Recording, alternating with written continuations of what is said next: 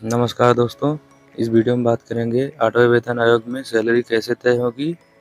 तो दोस्तों, सरकारी कर्मचारियों की सैलरी तय करने के लिए सरकार कई बातों पर ध्यान देती है, जैसे देश में महंगाई इस समय कितनी बढ़ गई है, कर्मचारी की ज़रूरतें क्या-क्या हैं, बच्चों की पढ़ाई पे कितना खर्च लग रहा है, इलाज, कोई बीमार हो गया तो उसको इलाज कराने में कितना खर्च पड़ जा रहा है, मकान का किराया कितना हो चुका है। इन्हीं सभी चीज़ों को देखकर तय किया जाता है कि एक कर्मचारी का न्यूनतम वेतन कितना होना चाहिए।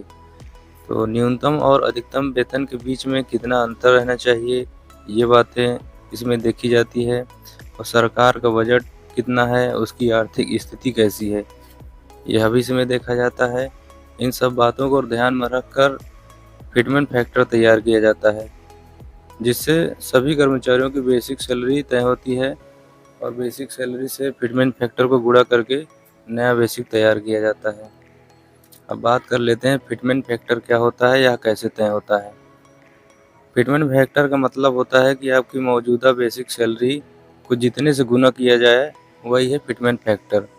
यानी जैसे एक उदाहरण लेते हैं, किसी की बेसिक सैलरी 10,000 है और फिटमेंट फैक्टर तय हुआ 2.57, तो उसकी नई सैलरी बन जाएगी 25,700 रुपये, जो कि फिटमेंट फैक्टर 2.57 से गुणा करने पर उसकी नई बेसिक पे बनी है।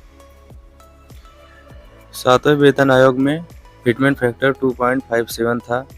अब कर्मचारी संगठन मांग कर रहे हैं कि 8वें वेतन आयोग में इसे बढ़ाकर 3.86 किया जाए, ताकि वेतन में अच्छे स्तर की बढ़ोतरी हो सके।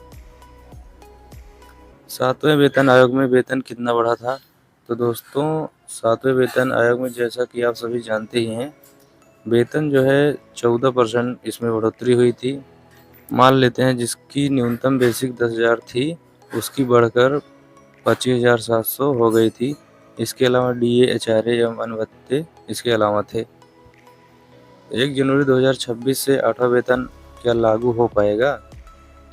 इस सवाल का जवाब दे तो सरकार ने अभी तक 8वें वेतन आयोग का गठन नहीं किया है।